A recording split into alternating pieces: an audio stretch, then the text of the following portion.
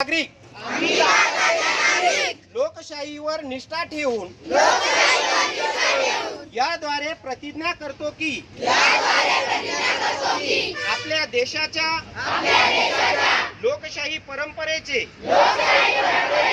जतन करू आणि मुक्त निपक्षपाती व शांततापूर्ण वातावरणातील निवडणुकांचे पावित्र्य राखू व प्रत्येक निवडणुकीत निर्भयपणे तसेच धर्म वंश जात समाज भाषा यांच्या विचारांच्या प्रभावाखाली